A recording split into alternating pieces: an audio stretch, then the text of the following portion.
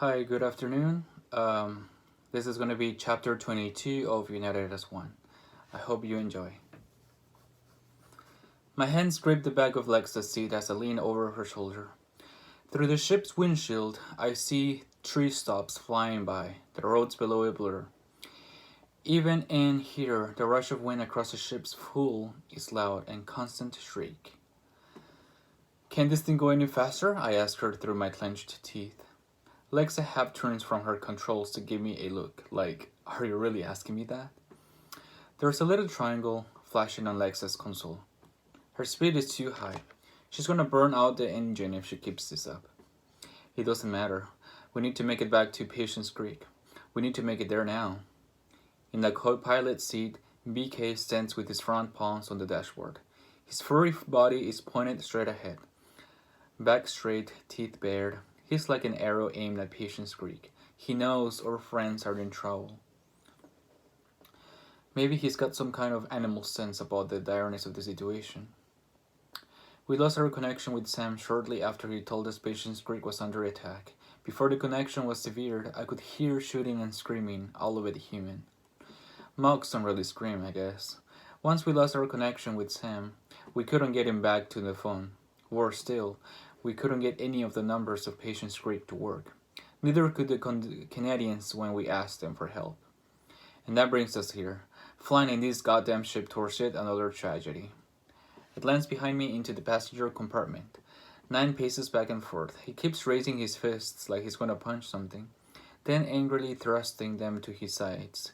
He hasn't stopped moving since we all climbed on board. I'd yell at him to keep still if he wasn't feeling the same way. Completely useless. Marina and Ella sit opposite each other. Ella's eyes are closed, the girl trying to work some telepathic magic.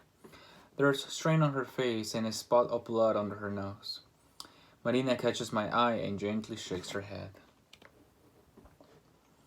She's not as strong as she was, Marina says quietly. I've noticed that the glow of Loric energy that surrounded Ella after she took her header into the entity's energy fountain has been fading gradually over the last few days. It looked especially dim after she reactivated the Lorelite Stone and Igata Falls. In that meeting with Lawson, she was able to spy on Citrus telepathically from miles away. Now, trying to reach Patience Creek with her mind looks like a strain. What perfect timing, I say. Marina reaches out and squeezes my hand. Sam is gonna be fine, she says. I pinch the bridge of my nose. Yeah, you don't know that. Destiny. 6. Lorien would not have given him those legacies, him or any of the early humans who have joined our fight, if they were not meant to play an important role in the final battle. You've got a lot of faith in me than me, I say to Marina bitterly. It's all just random if you ask me. I mean, if legacies equal destiny, how do you explain a piece of shit like 5? Or Sechukusra? Marina shakes her head, not knowing how to respond. Ella opens her eyes, takes a deep breath, and snaps away the blood on her nose. She looks up at me and shakes her head. We're still too far away, she says. I can't reach anyone. I don't know what's going on. What about John? I ask. Could you track him down? I tried, she replies. He's out of range, too. I bite my lip to keep from yelling out in frustration. What a terrible time for John to go running off on his own. Not like he could have known that the Mogs were somehow going to track us to Patience Creek. But damn it, we need him with us right now. Can't you, I wave my hand at Ella. Just up your power? Pull him into a dream like you did before? It doesn't, Ella frowns and looks away from me.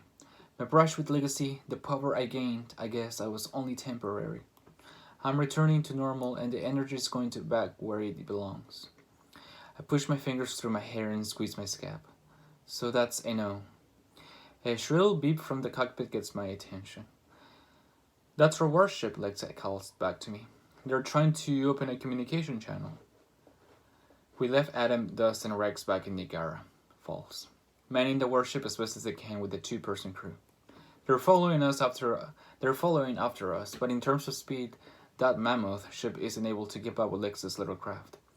I hop back into the cockpit as Exali hits a button that calls up a holographic projection of Adam in the corner of the windshield. He's standing on the elevated commander's platform of the warship, and, with nothing but emptiness behind him, he looks small and out of place. I expect him to ask if we've gotten any word for Patience Creek.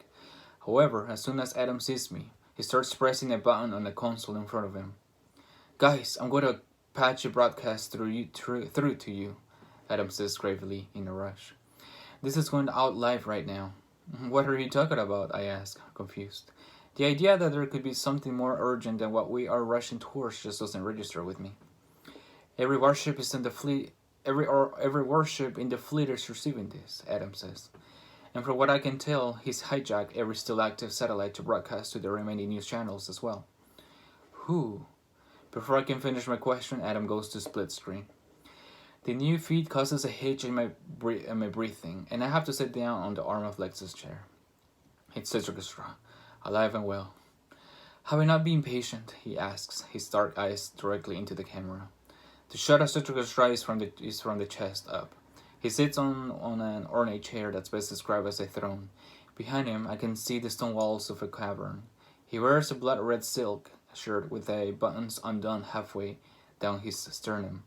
It's a ridiculous look, but it's also a message for me. There's no scar on his chest, no mark, nothing. My warships hold your world's most important cities. It should be clear by you now that your planet is finished, and yet you still resist. Citricus' raw tone is even and condescending. Marina, Ella, and I are crowding behind me as he drones in.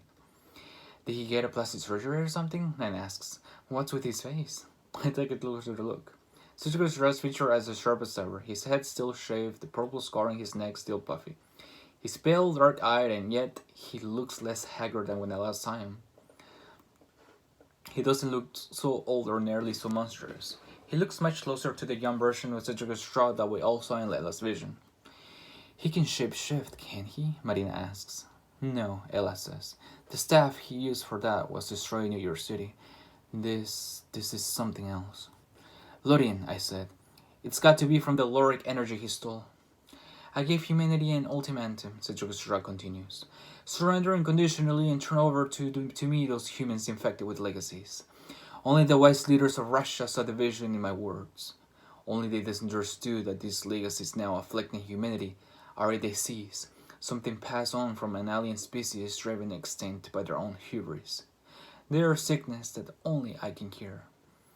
I am not fucking extinct, growls Nine. Cedric Estrada puts a hand on his chest like he's feeling an emotion. I understand how parodying shifts can be. I understand that acknowledging humanity's subservience is a traveling for the unenlightened. I am not a monster. I do not wish to see your cities razed, to shed blood needlessly, and so I allowed the deadline I set to lapse. I gave humanity time to come to its senses. I showed mercy. Cedric Estrada leans towards the camera, and I instinctively lean away from the screen. No more, he says, his tone suddenly icy. This transmission is being broadcast simultaneously to the captains of my fleet. My loyal followers, humanity has refused to embrace Mogoldorian progress. They must be shown the way. We will lead them towards enlightenment with fire and blood. Marina covers her mouth with her hand. Ella staggers at the screen. Lexus focuses on flying, pushing the ship's engine beyond its freaking point. Nine's fists clench, his knuckles cracking. I stare at the spot in Cedric Estrada's chest where I struck, where I almost killed him. Not good enough. None of it was good enough. Cedric Estrada takes a deep breath and blows. Whole warships, open fire! And this is going to be the end of chapter 22. A very short chapter, but next chapter will be a little bit longer. Thank you for watching.